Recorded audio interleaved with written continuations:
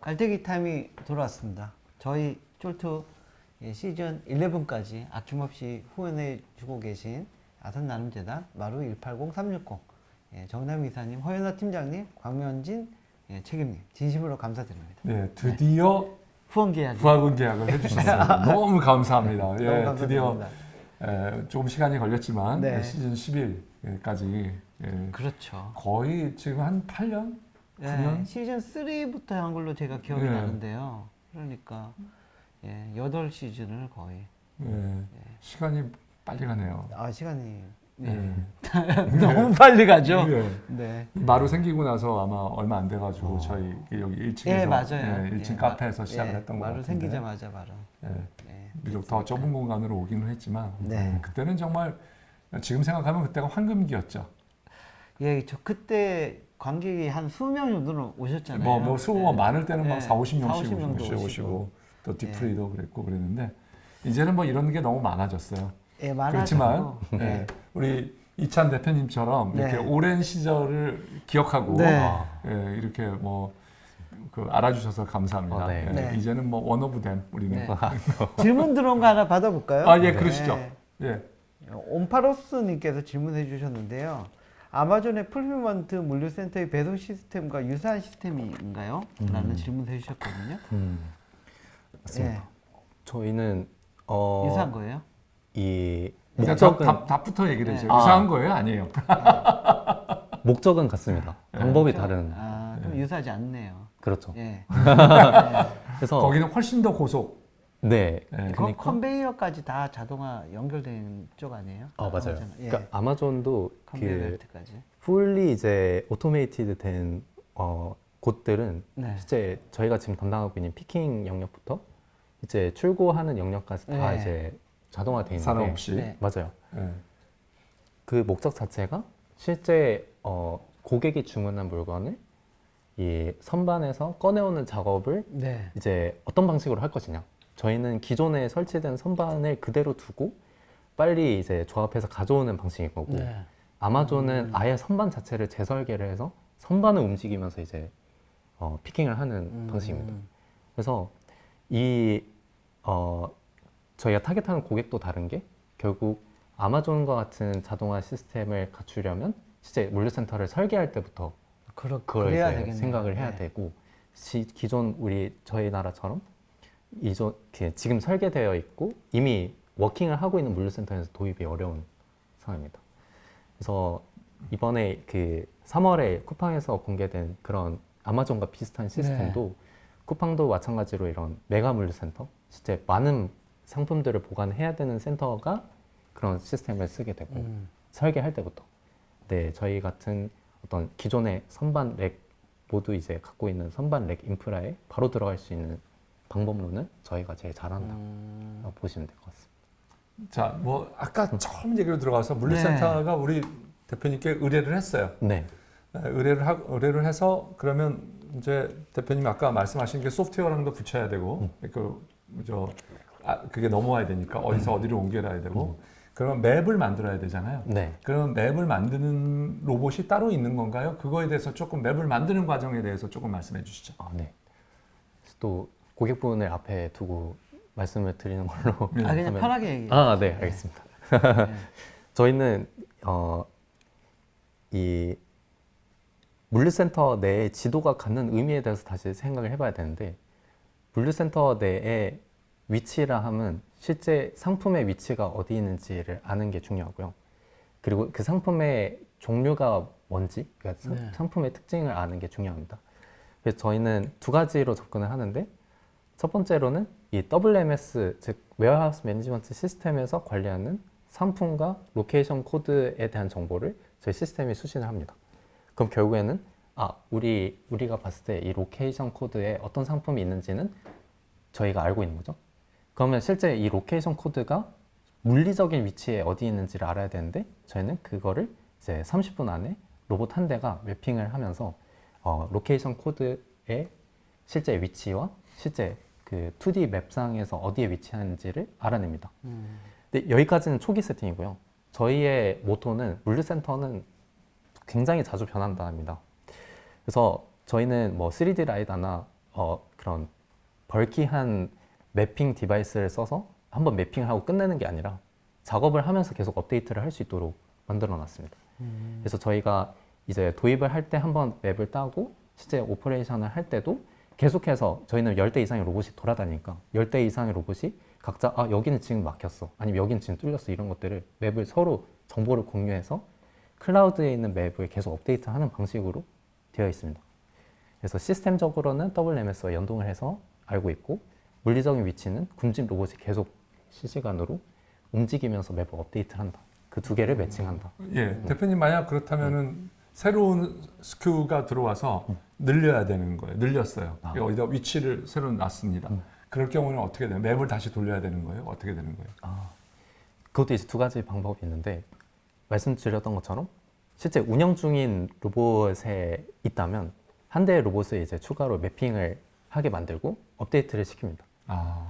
그렇게 하거나 저희는 이 맵을 이제 유용하게 이렇게 빠르게 예를 들면 그런 경우에는 좀 맵을 새로 따기보다는 뭔가 그냥 간단하게 에디팅하는 툴이 있으면 좋겠다 이런 수요도 있잖아요. 그런 것도 저희가 개발하고 지금 특허를 내고 있습니다. 네, 저희는 그 이렇게 장애물을 피해가거나 목적지에 가기 위해서 특히 장애물 피하기거나 기다리거나 이런 걸 하기 위해서 여러 어프로치가 있잖아요. 라이다를 쓰느냐, 레이저를 쓰느냐, 레이다 죄송합니다. 레이다냐, 그렇죠. 아니면 그냥 카메라를 쓰느냐. 비전이냐. 예. 우리는 방식 뭐 어떤 거를 하고 있는지 좀 밝혀주실 수 있으세요? 네, 사실 너무 로봇 얘기하는 아닙니다. 그래서 어떤 방식 쓰세요? 아니, 재밌다. 네, 너무 재밌어서 네. 가장 중요한 게 안전입니다. 사실 로봇끼리도 부딪히면 안 되고요. 사람과 로봇도 네. 부딪히면 안 됩니다. 그래서 저희는 만약에 정말 장애물을 앞에 두고 있다 하면 저희 2m 반경 내에 모든 장애물을 감지할 수 있도록 센서 시스템을 보유하고 있습니다. 그게 말씀 주셨던 것처럼 라이다가 앞에 하나가 있고요. 뒷면과 앞면에는 카메라가 있습니다. 그리고 아까 말씀드렸던 것처럼 서로의 위치 정보를 공유를 하고 맵을 공유하고 있다 보니까 부딪힐 위험을 줄입니다. 결국에는 1번 로봇이 여기 있고 2번 로봇이 여기 있는데 부딪힐 것 같다 하면 2번이 돌아가거나 아니면 속도를 줄이거나 이런 식으로 트래픽 매니지먼트를 합니다. 그래서 말씀드렸던 것처럼 안전에 유의하려면 일단 사고가 안 나게 위해서 교통정리를 미리 하는 게 중요하고요. 만약에 그게 발생할 것 같으면 감지를 하고 멈추는 게 필요합니다. 근데 이것도 고객에 따라서 이런 수요도 있어요. 예를 들면 멈췄으면 좋겠다가 있고 피해갔으면 좋겠다가 있습니다. 저희도 그것들을 파라미터로 조정할 수 있게 만들어놔서 실제로 어떤 고객은 멈추게 세팅하고 어떤 고객은 충분히 이제 넓으니까 피해갔으면 좋겠다라고 하는 분들은 피해가게 만들고 있습니다. 대표님 어떤 물류센터에 그래서 이게 뭐라고 그래요? 아일 맞습니다. 네, 아일의 크기가 네. 굉장히 우리 로봇에 한 대만 지나갈 수 있는 곳이면은 우리 거를 쓰기가 되게 어려울 거라는 생각이 들긴 하는데 막 그런 거는 어떻게 되나요? 대부분 이 작업자가 2명이 왔다 갔다 할 수 있는 보폭 정도가 되어 있습니다. 상당히 좁네요. 네. 한국이 특히 그렇고 1.1m 정도가 이제 표준 거의 이제 대부분 가보면 그렇고 정말 좁은데 정말 0.8m 사람도 한 명 들어가기 힘든. 근데 대부분 이제 수레를 끌고 들어가시다 보니까 그래도 저희 로봇이 들어가서 작업을 할 수 있을 정도의 아일은 확보가 되어 있습니다. 그러니까 제가 말씀은 이제 로봇이 있고 사람이 피해갈 때는 어떨 때는 사람이 피해갈 수 없을 수도 있다는 생각이 들어서요. 맞습니다. 그래서 어차피 여기는 우리는 사람이 가서 픽업을 해서 이렇게 그 토트라고 하는 거기다 담아줘야 되는 건데. 네. 예.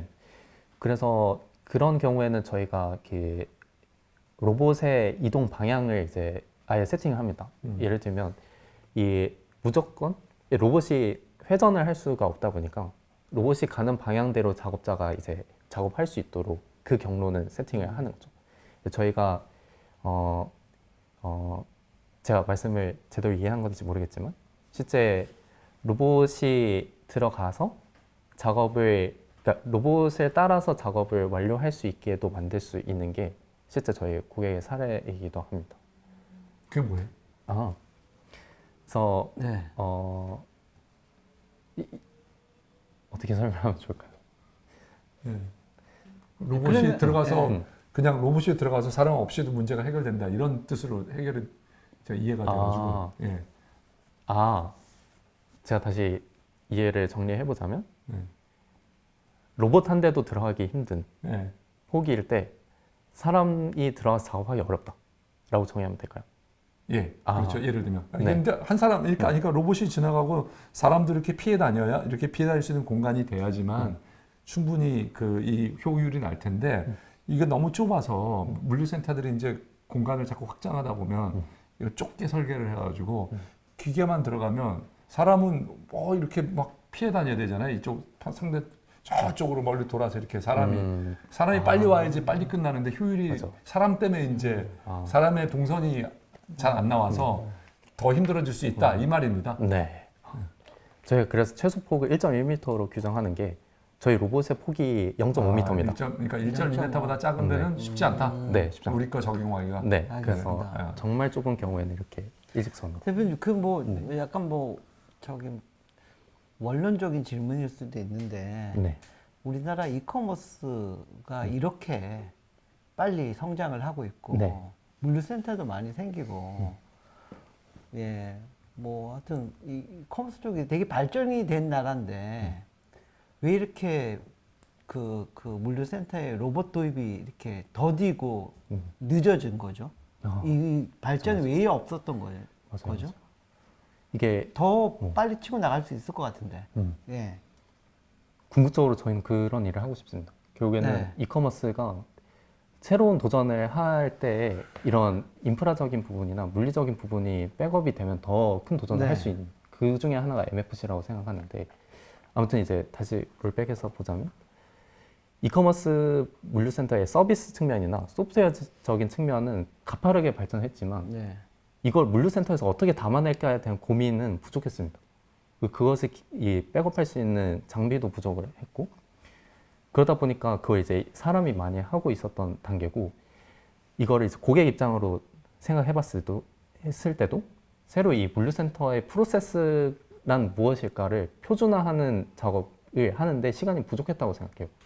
결국에는 이 수요가 이커머스에 이런 수요가 있고 이런 종류의 수요가 있으면 이런 작업을 이런 식으로 하면 된다라고 표준화를 해야 되는데 워낙 사람도 많이 써야 되고 워낙 이 생각해야 되는 고려 요소가 많다 보니까 어떤 식으로 해결할까에 대한 표준화가 안 되어 있기 때문입니다.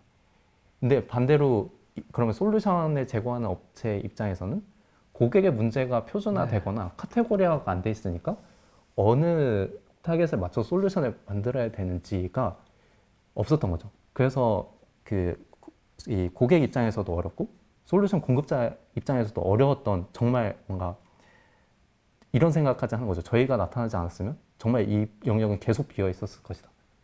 저희는 솔루션 업체에서는 그러면 고객의 입장을 최대한 반영을 해서 최대한 표준화된 솔루션을 제시를 해서 물론 각각의 니즈를 모두 만족시킬 수는 없겠지만 우리가 이렇게 표준화를 해서 이 고객은 이런 표준을 제시하고 이 고객은 이런 표준을 제시하면 솔루션 입장에서는 스케일러블하게 성장할 수 있고 고객 입장에서는 이걸 문제를 표준화하고 해결할 수 있게 만드는 게 저희 역할이라고 생각합니다. 예, 알겠습니다. 예, 질문 하나 약간 방금 전에 말씀하신 거 관련해서 질문을 하신 것 같아요. 예, 그 이유가 이커머스는 언제 망할지 언제 잘 될지 항상 불안한 마음이라 선제적으로 로봇 같은 투자하는 게 어렵지 않냐 이런 취지로 얘기를 하셨는데 네네. 예, 물론 그런 측면도 약간 근데 이게 이커머스 회사가 투자하는 게 아니라 이커머스를 다루는 물류센터는 별도로 있는 경우도 또 꽤 있거든요. 별도로 있는 경우도 그리고 있고 자체 물류 갖고 보통 하는 3PL이 다 대부분 예. 그런 거잖아요. 예. 아니요, 제 생각은 그런데 우리 그냥, 대표님의 제 의견을 물은 건 아니었습니다. 여기 의견에 어떻게 생각하세요? 예. 저도 제 의견이 아닙니다. 네.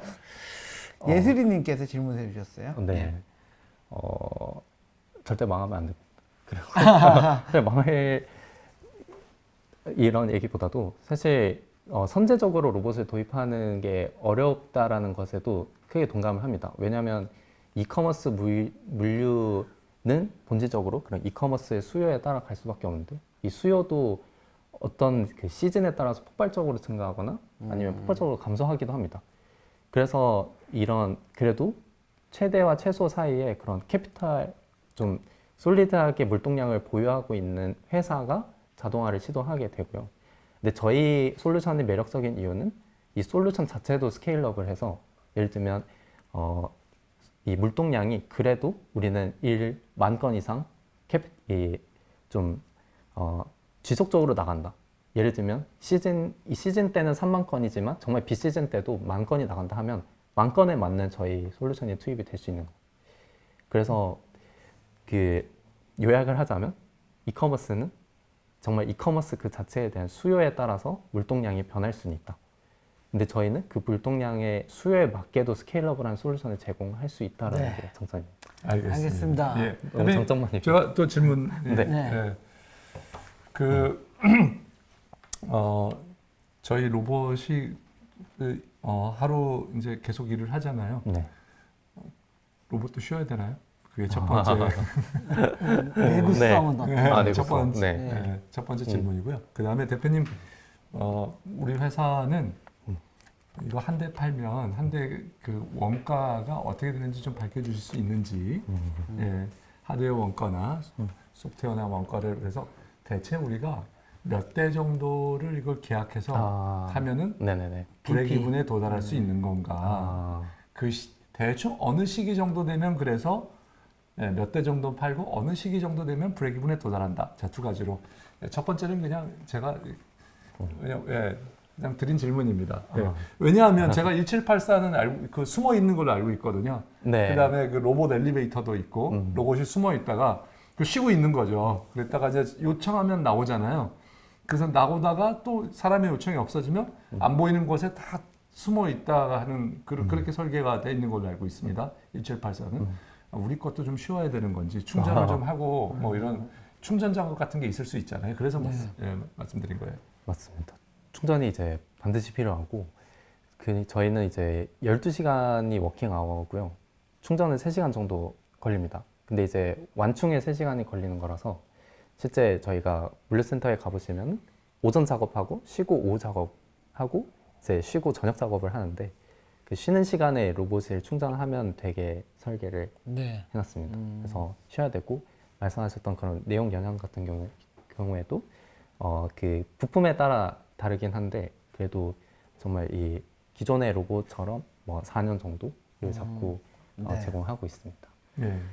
그래서 한 대 팔면 얼마나 되는지 비밀이면 안 말씀 안 하셔도 돼요. 사실 굉장히 좀 조심스럽지만 저희도 이제 BEP 같은 경우에도 좀 빠르게 이제 앞당겨서 또 2025년이나 26년에는 저희가 만족시킬 수 있게 수요와 그리고 그것에 맞는 원가를 저희가 산출을 하고 있습니다. 대략 몇 대 정도 팔아야지 BEP 될 거라고 보세요? 그건 이제 따로 말씀드려도 괜찮을까요? 사실 이제 여기에서 이렇게 얘기했는데 네. 그 대표님 그렇게 말씀하기 어려운 거 보니까 매출 얼마 정도 내야지 BEP 되나요? 아니 근데 이렇게 말씀하기 어려운 거 보니까 제가 보기에는 많이 지금 안 남아요.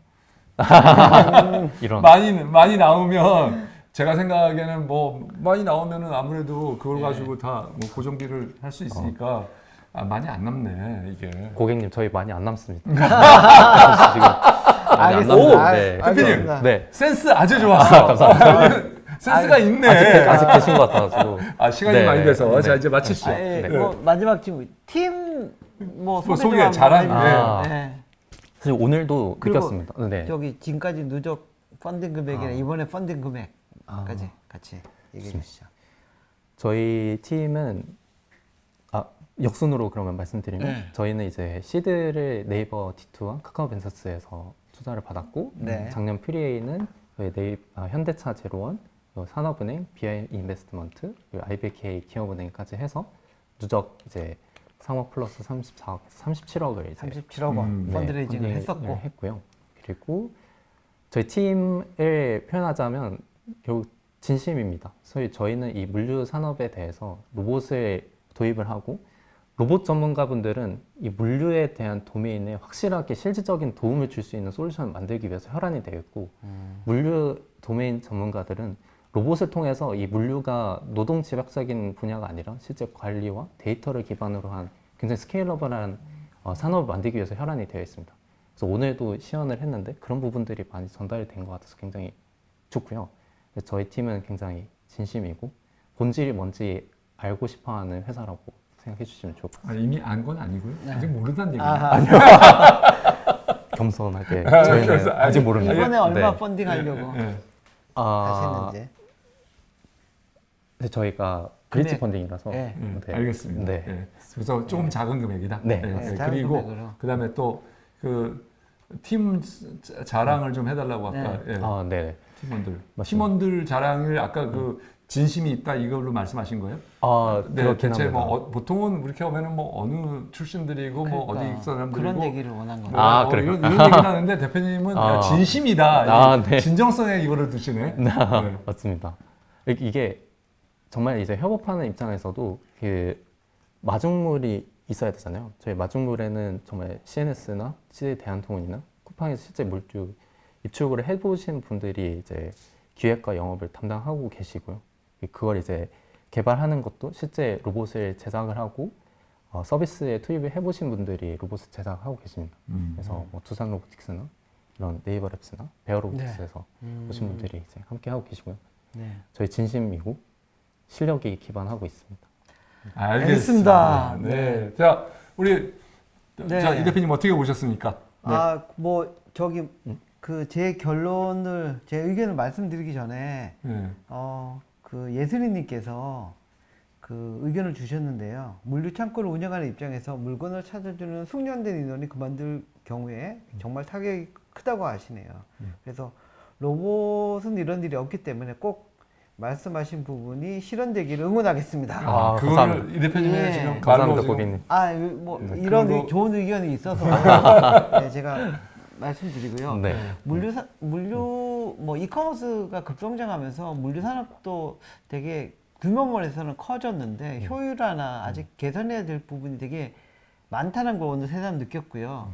이 로봇 도입이 이렇게 늦은 산업인지는 몰랐어요. 제조업에서는 로봇이 많이 도입돼서 지금 하고 있잖아요. 그래서 그 좀 뭐 예슬이 이분께서 하신 의견처럼 예, 물류 산업에서도 좀 로봇이 도입이 돼서 좀 뭐 최적화나 효율화나 비용 절감이나 생산성 증대의 효과가 좀 뒷받침해주면 우리나라 이커머스나 전체 산업도 좀 더 성장하지 않을까 그런 생각을 갖고 있고요. 이게 젊은 팀이 그러니까 젊지만 되게 경험이 있는 분들이 모이셨잖아요. 로봇 쪽에 뭐 네이버 랩스나 배민이나 뭐 베어 로보틱스 뭐 이런 데서 이제 모였는데 꼭 좋은 성과를 만들어내서 물류 산업의 혁신 한번 이뤄주기를 기대해 보겠습니다. 감사합니다. 송 대표는 어떻게 보셨습니까? 예, 사실 이제 물류 로봇 하면 다들 이렇게 혹시 유튜브 같은 데 보신 분들은 알리바바의 물류센터 로봇 보시면 와, 기가 막히죠. 그다음에 아마존의 또 로봇 이거 보시면 그거를 기억하시는 분들은 이거 뭐 별거 아니야?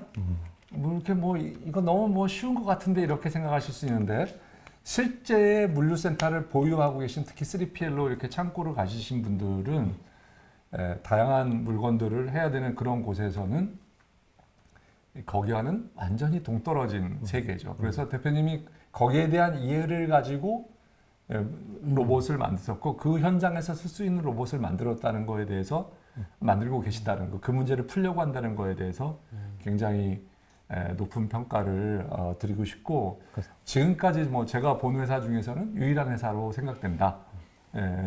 근데 그 아까 말씀하니까 LG에서도 비슷한 거를 큰 회사들이 좀 하고 있는 게 있긴 하네요. LG CNS인가요? LG 전자가 네네. 로봇은 LG 전자가 만들고. 네. 그래서 그것도 오늘 뭐 처음 알게 되긴 했습니다. 제가 뭐 물류에 대해서 이해가 많이 부족하긴 해가지고요. 그리고 대표님이 계속 말씀하시는 거에 저희가 이렇게 말하게 되면 대표님은 약간 우리는 진심이고 우리는 이렇게 자세가 어떻고 이런 걸 저희는 약간 스펙이 뭐고 뭐 이런 거를 물으려고 하는데 대표님 자꾸 그 방향으로 가셔가지고 오늘 대화가 조금 하긴 했지만 대표님을 이해하고 나니까 그게 더 중요하긴 하지. 진심인 게 중요하긴 하지. 그런 생각이 들기는 했습니다. 근데 결과를 보여주셔야 되니까. 맞습니다. 그리고 또 하나 마지막으로 그 오늘 대화 중에 기억에 남는 건 대표님 언제 그 브레이크이븐 할 수 있냐고 2025, 26 이렇게 말씀하셔가지고 제가 또 깜짝 놀랐어요. 대표님 잘 계산해 보셨나 보다. 대개는 그 정도까지 지금부터 멀리 3년을 생각하는 거잖아요. 네. 3년 동안 이거 대표님 계속 투자가 아니면 이거 방법이 없네요. 그래서 네.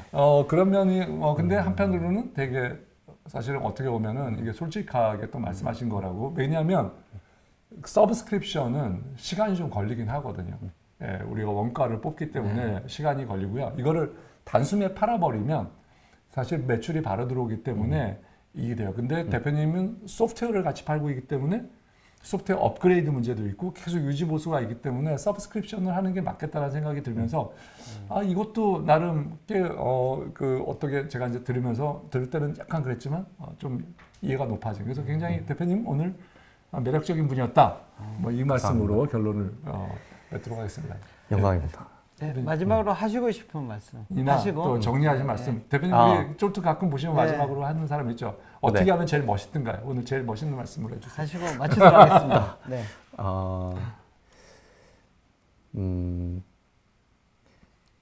너무 멋있게 하시는 거 되게 같아요. 너무 간단하게 인사만 하고 맞춰도 돼요. 네. 네. 저희도 저희 로봇에 대해서도 저희 팀에 있어서 제품에 있어서 또 고객님들 쫄지 말고 투자해 주셨으면 좋겠습니다. 알겠습니다. 네. 네, 오늘 출연해 주셔서 고맙습니다. 네, 네, 감사합니다. 감사합니다. 감사합니다. 네. 감사합니다.